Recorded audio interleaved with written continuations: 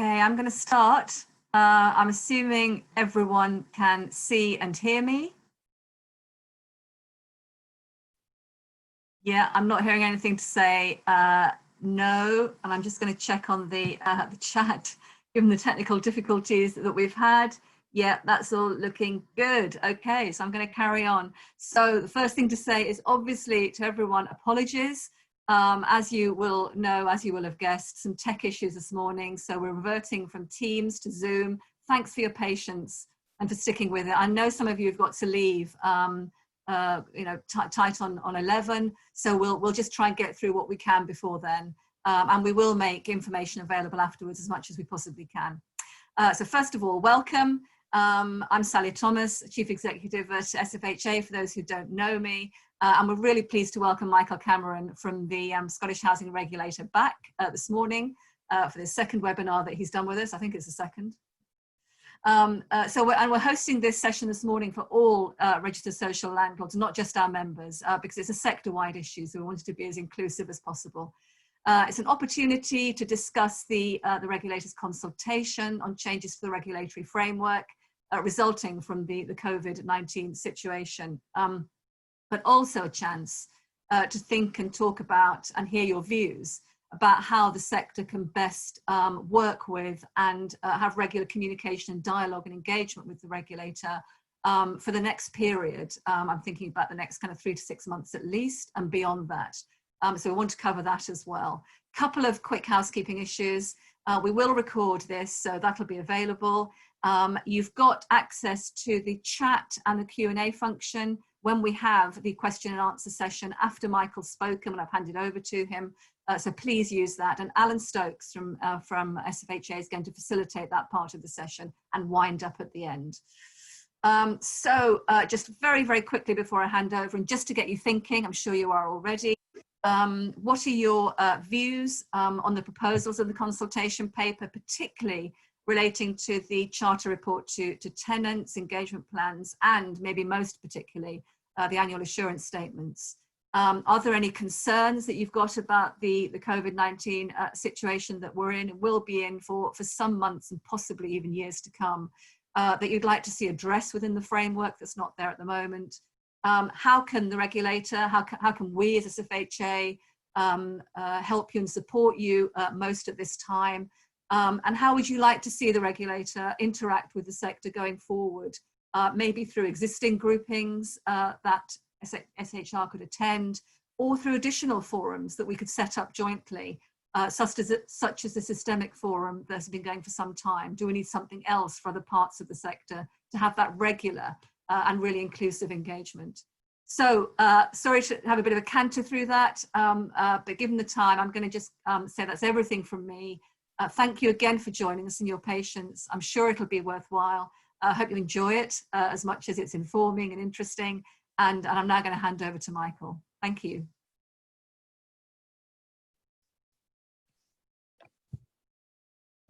And good morning, everyone. And firstly, some apologies. Sally, I think, has been sparing my blushes. I think the technical issues were almost entirely down to me and not being able to get in to MS Teams, so apologies for that.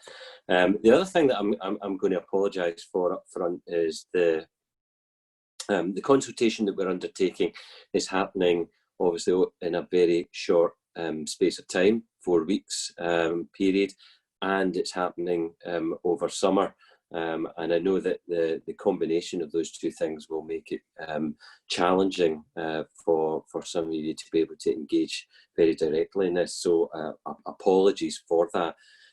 It reflects the situation we're in, the urgency of the situation, the pace we need to move at, and as Sally's kind of alluded to, the real kind of appetite for clarity from us around what it is that we will be looking to do over the coming period in terms of our approach to regulation.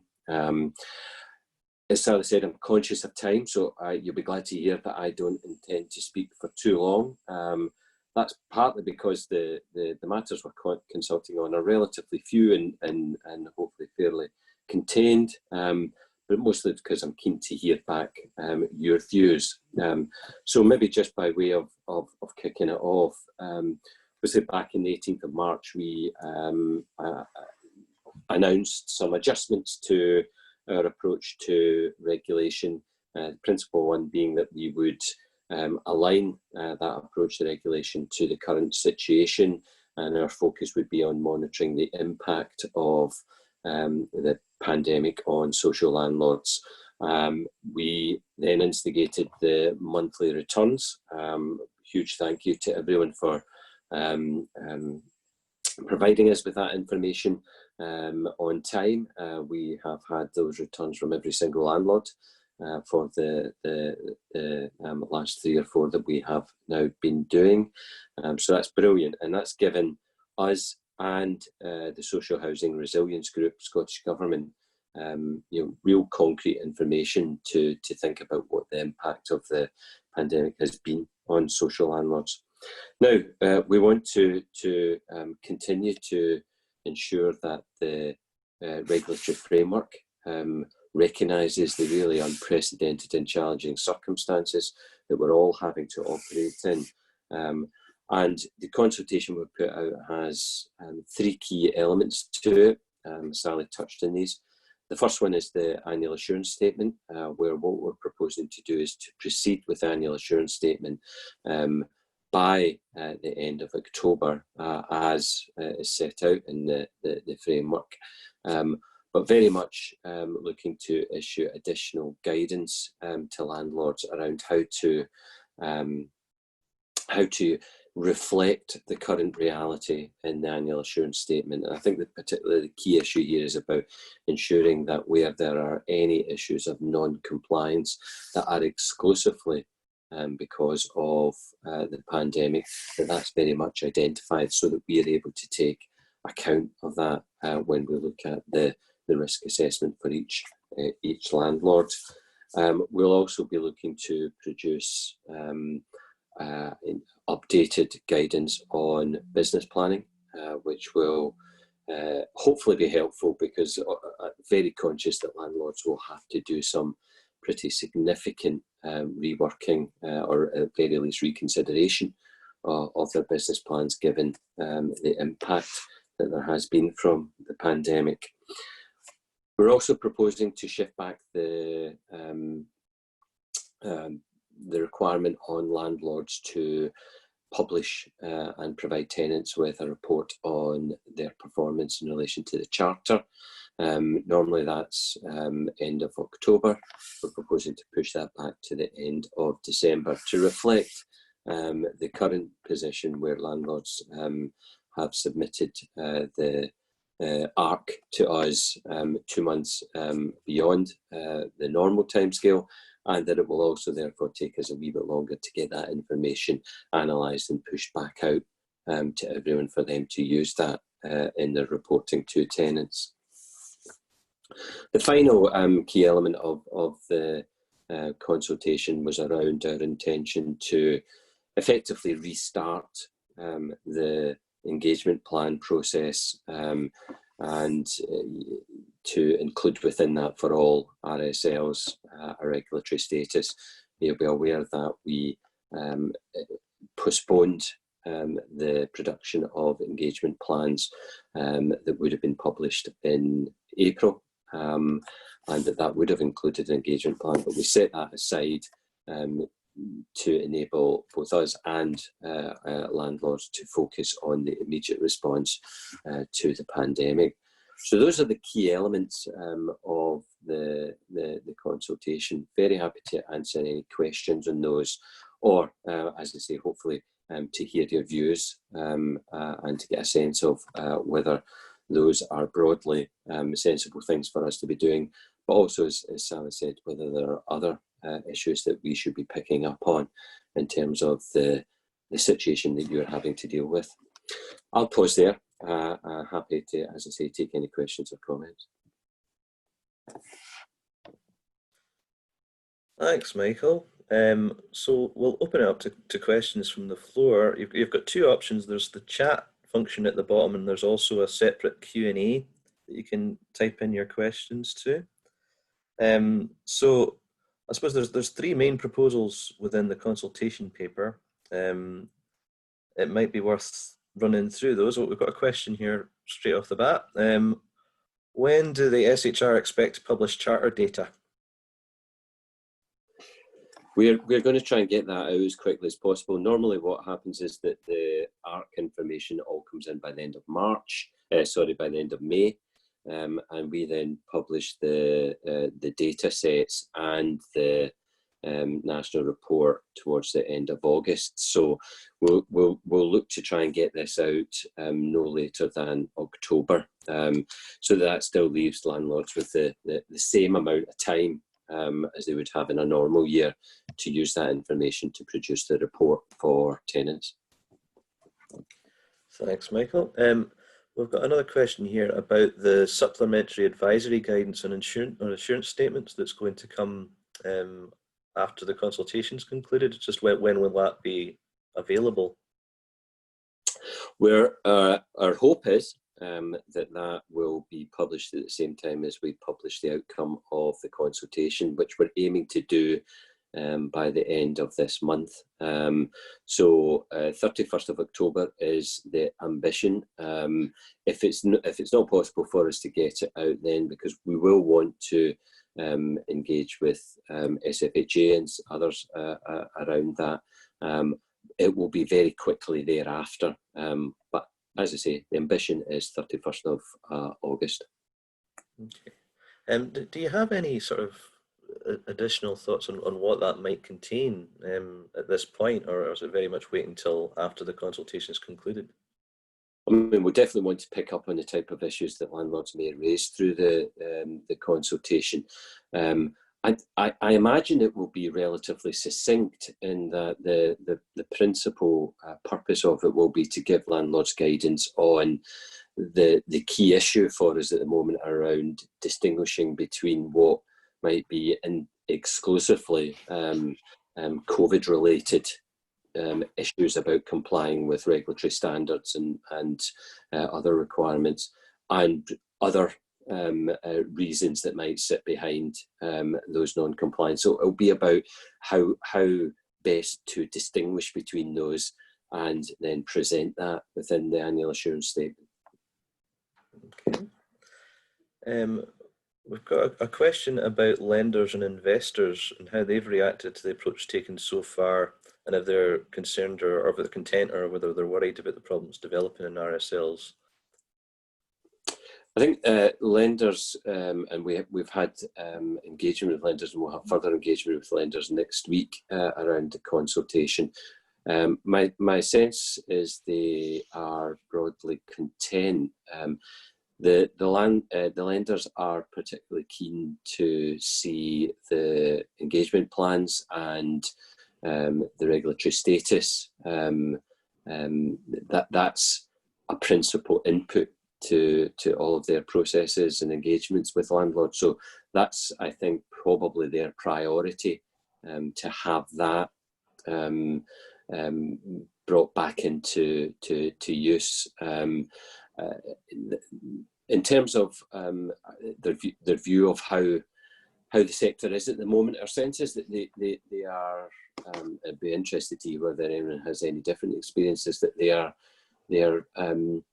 keen to ensure that they are working with landlords to deal with the challenges and issues that are coming up through the current situation, and that they are very mindful of ensuring that they are supportive in that regard. So I think that's a positive place for them to be in at the moment. Okay, thanks. I think we've got a couple of questions around the same theme, just around the assurance statements. And I think it's generally welcomed, the approach of extensions with the charter data and maybe holding off with the engagement plans. But I was just wondering whether there should also be an extension for the assurance statements in terms of the deadline. And that's certainly something to discuss, and to we'll certainly want to judge the mood around that. It's partly based on some early conversations we had with a number of landlords who were setting out their plans, their ambitions to run with the annual assurance statement timescale as was, and that was partly because they felt that supported their restarting work, to do the work to understand where they currently are in terms of compliance and what that might mean in terms of restarting, recovering. So it would be ideal if this was part of a wider approach by landlords to plan their recovery, to understand what needs to restart. Having said that, you know, we're open to discussion as to whether that remains a sensible thing to do, and if there was a clear sense that October was not the right time for that, then we would absolutely take that into consideration. Okay, thanks for that. There's another point here around just the practical difficulties of sharing large amounts of information with governing bodies in relation to the annual assurance statements, and just whether that'll be taken into consideration as well. Absolutely. And one of the things we've said in the proposal, the consultation, is that we, you know, if the October date was looking problematic, then, you know, speak to us. And there could be all number of reasons why that would be, you know, at an individual landlord level, why that might be challenging. Issues around bringing together governing bodies, reduced capacity because of staff absences might be another one, particularly challenging, obviously, in some of the smaller organisations we have. So there could be lots of absolutely legitimate reasons why it may not be possible for a landlord to achieve that. As things stand, and as I say, we could get to a place where we look to change this proposal. But as things stand, what we're suggesting is that landlords come to us as quickly as possible if they feel that that is going to be challenged, so that we can work with them to see what the best solution in that context is. There's another point here around local lockdowns. It's just that the SHR could be clear that it'll be flexible with individual landlords if circumstances change in individual geographical areas. Absolutely, and obviously we're seeing that very scenario play out in Aberdeen at the moment, and that might make compliance with a whole range of requirements on landlords even more challenging, and that is absolutely something that we would recognise and take account of when we're engaging with a landlord. Okay. So, just this is a question around the engagement plans coming in by March 2021. So this will follow an appropriate and proportionate risk assessment, which is carried out in the context of COVID-19. It's just what will that involve? Well, I think that's very much picking up on some of the issues we've already touched on, where it will be absolutely critical that when we look at the risk assessment, that it's done in the current context, that we're not looking at performance, the information that's coming from landlords, whether that's through the ARC, through the monthly returns, through the annual assurance statement, without a very clear understanding about the impact that the pandemic has had on landlords. So it's probably not going too far to say that as things stand, most landlords probably do not fully comply with all of regulatory standards and requirements, because it's almost impossible for them to do so in the current context. So we will absolutely have to be very alive to the reality of that impact and take account of that very directly when we're making those assessments, including when we're making the decisions or the judgments around the regulatory status. Okay, thanks for that. There's a question. If the guidance is not due out until the end of August and the statement is due at the end of October, this will not leave a lot of time for chair stroke board approval. Will this be covered in the guidance? I think what we will want to do is ensure that this guidance supplements the existing guidance on annual assurance statements. And if it was the reality that a landlord was going to struggle to ensure that it had its governing body approval for the statement, then that would, as a consequence of the pandemic and the situation we're currently in, then that is something that we would take account of at the regulator. So conscious that as proposed, it does leave a two-month window, and that may be fine for some landlords. Some landlords, I'm aware, have already been working on the production of their annual assurance statement. But as I say, the guidance is not going to significantly change the proposed approach to annual assurance statement. I think it's just going to ensure that this reality that we're in at the moment can be accommodated in how landlords provide us with their annual assurance statement. Okay, thanks for that. We've got a question that kind of links to one of the webinars we're holding next week on virtual AGMs. How do we call an AGM, and how do we get I think it's a question around getting the right quorum for the AGM as well. I don't know if you have any comments on that, Michael. I can certainly add a few things in myself as well. Well, the one thing I would say is that later this morning, we are going to be publishing updated guidance for landlords around just those types of issues. We had previously put out some guidance, but most landlords will be aware that there was a fairly important piece of legislation went through the Westminster Parliament, and so we've updated that guidance to ensure that it's accommodating what came through from that legislation, and that very much touches on the subjects of AGMs, SGMs.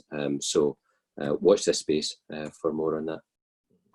Yeah, and certainly I've seen an embargoed copy of that guidance. It complements the SFHA guidance that we'd produced as well, which I can certainly forward to you, Charlie, if that would be helpful. Okay. I think we might have covered most of these now. Let me just see. Oh, here we go. Our RSL is going to be asked to rework their 5-year financial projections as part of the move towards publication of engagement plans. Well, I think most of the financial returns are ongoing at the moment.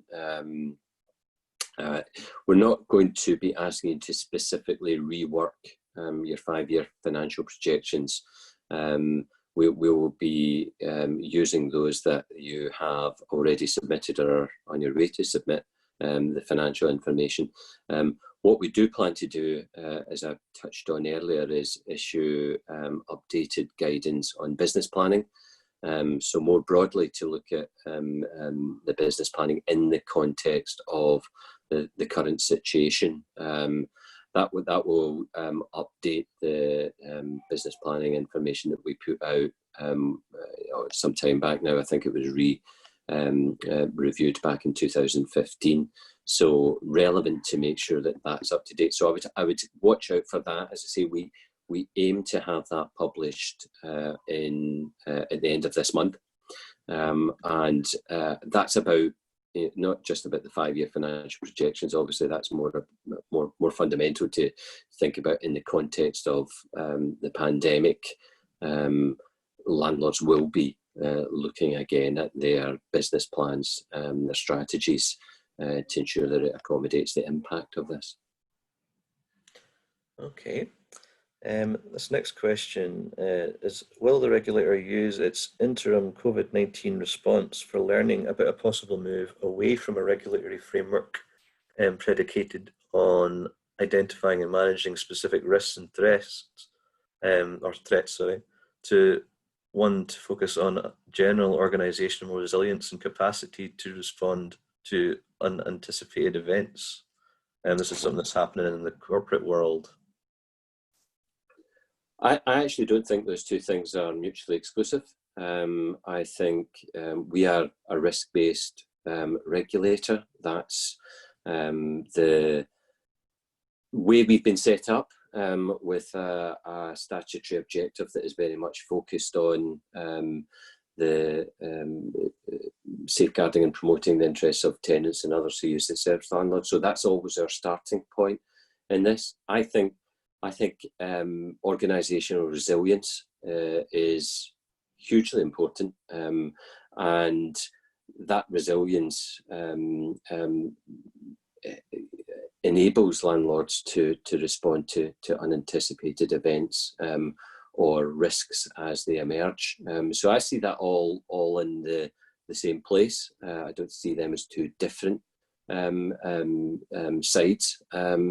So I think having strong, effective governance that ensures a landlord is considering organisational resilience and is focused on risks is what would allow landlords to deal with those unanticipated events.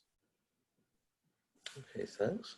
I've got another point here just around extending the deadline. Would it be more practical to grant an extension to all landlords regarding the annual assurance statement rather than having individual landlords have to apply? And depending on what comes back through the consultation, it's possible that we would consider that. My only hesitation in that is that I've had quite a lot of landlords saying, no, October, stick with that. We're geared up to do that, and that's what we want to hit. Now, of course, the framework is set out that the landlords can provide us with the annual assurance statement anytime from April to October. So October is just the end point of that. So there are a range of different options. I think what we want to do is judge the sense of most landlords around this and their capacity to achieve an annual assurance statement by October, and we will absolutely respond to that feedback. Okay. In terms of routine and urgent repairs, there's an example given here. In March through to June, they're running 100+ days in duration, while the 2021 ARC return format, or will it be amended to allow additional commentary or a deduction of COVID-19 days? What we've said is that we will ensure that we take account of the impact of COVID on performance. So it's important that through the ARC and through the annual assurance statement that we are able to identify that impact and therefore take account of it.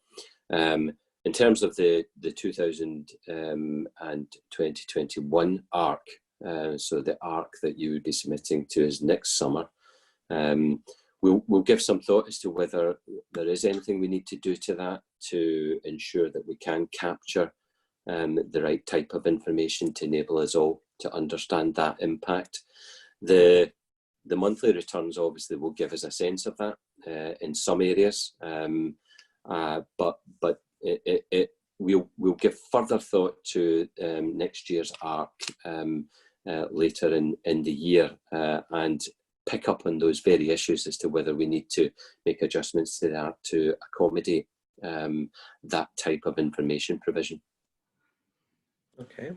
We've got a point here just around maybe trying to test the feeling of attendees on whether assurance statement deadlines should be extended. I know certainly the comments we've had so far have sort of been in favour of that, but I was wondering, maybe I'll just put a question to the floor. Is there anyone who would be opposed to an extension? And then maybe I'll ask another question meantime while you're thinking about that, if you can put your answer in the comments. What is your view on how the sector is coping with the pandemic to date? I actually think the sector responded very quickly, and I'm conscious that the sector, as with as with most sectors, was having to balance two very difficult demands. The reality that we were being asked to act in certain ways to minimise the spread of the virus, but at the same time, those people that we serve, our customers, were requiring things from us. So those are two very challenging things to bring together, and I think the sector got to a really sensible place pretty quickly. I think the sector's also engaged really effectively with some of the agendas that then emerged around the whole pandemic. So, I know that a lot of landlords have been doing either ramping up existing services or bringing in services to support some of the most vulnerable tenants. So in general, I think it has been a really effective response by the sector. Probably in many ways the bigger challenge now is how we move forward to continue to balance that competing demand of acting in a way that protects the wider public health, but starts to bring back the type of services that service users will need. So, but the sector, I think in broad terms, the sector's response has been excellent. Thanks for that. We've got another one about assurance statements here. Given the board makeup profile, many have been and are likely to want to remain shielding. Is it realistic to expect them to be able to undertake the work involved in the annual assurance statements in time? Well, I guess that speaks to the broader governance challenge that is faced by the sector. Then, I think there are different ways that landlords have responded to that governance challenge and been able to maintain a level of appropriate oversight by governing bodies. They've been able to bring that critical business before governing bodies in different ways. Difficult. The guidance that we've put out, or that we will be putting out today, I think gives some other steers around that. And I know that the SFHA's guidance on governance during the pandemic also sets out a range of different ways in which landlords can look to maintain that appropriate level of governance. So I think those things should help landlords to be able to engage with their governing body members. But I recognise this is challenging, and that's why in the proposal we said if there were situations where the deadline was not going to be able to be achieved, then talk to us about that.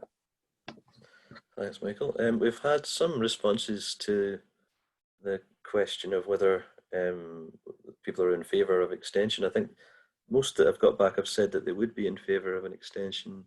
There's one point here around if somebody was to then say that they were unable to meet the deadline, how the SHR might react to that, whether it would be whether there might be some kind of repercussions for saying that you couldn't meet the deadline. And that there's one point here though that's maybe not so in favour of extension, making the point that it's an ongoing requirement. So yeah, whether people would already have systems in place for potentially meeting the October timeline. Don't know if you've got any comments on that, Michael. Yes, sure. I mean, the point about assurance is an ongoing requirement is something that I've heard from a number of other landlords who've made just that point, that their system is such that they're able to do this in the timescale that is set out, and that's what they would plan to do.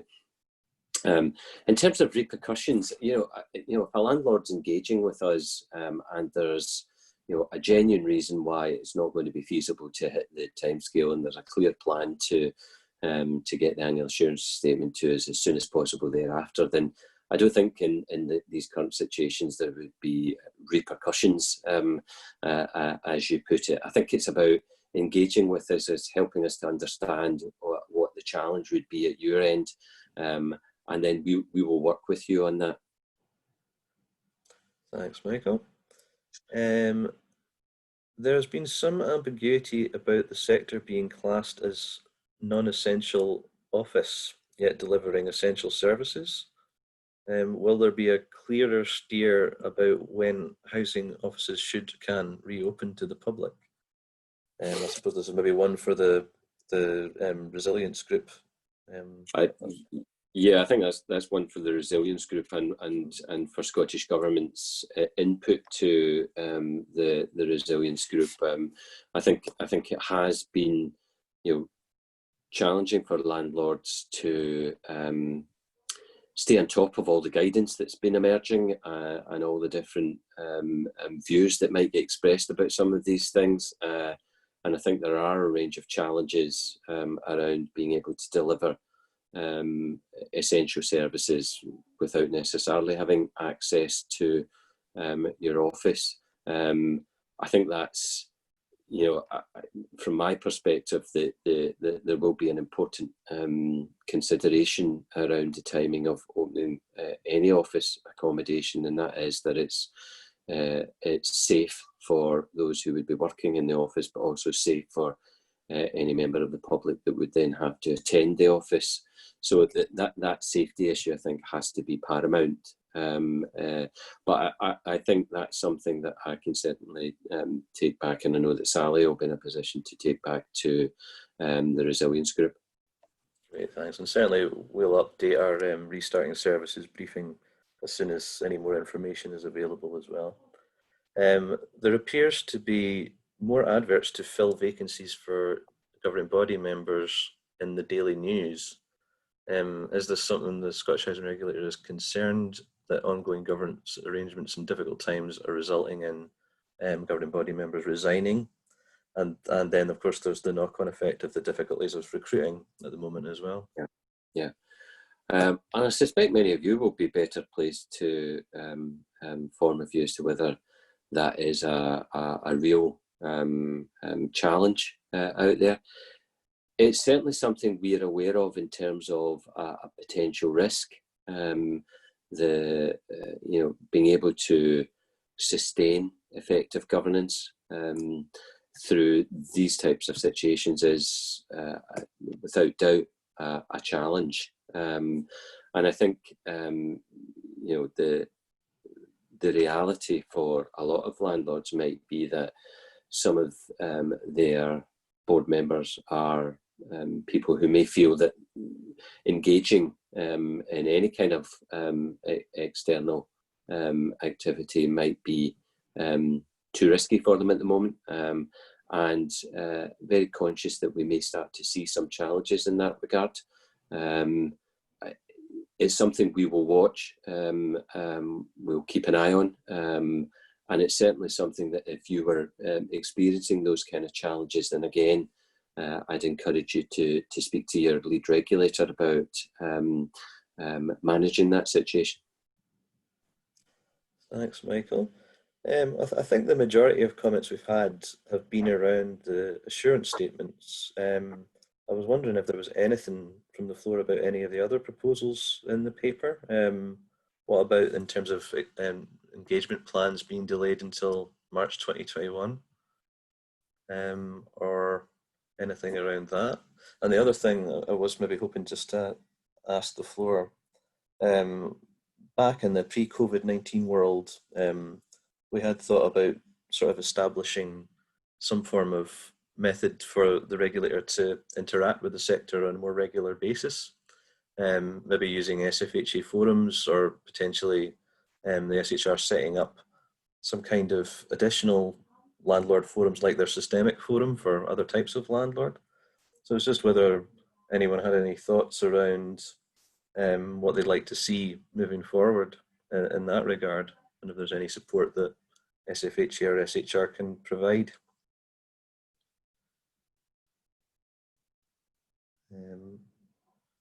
Certainly, I know it's maybe putting you on the spot, but if there's anything that occurs in that regard, just please get in contact with me. One thought that had been put to us in terms of feedback around the engagement plans being delayed until March 2021 is that I suppose there hasn't really been any formal response to the previous assurance statements that were issued or that were submitted to you. So that then means that there won't actually be any kind of formal response to those or any kind of formal assessment based on those until March 2021. So it's just whether that marries up in terms of the assurance statement being submitted this year.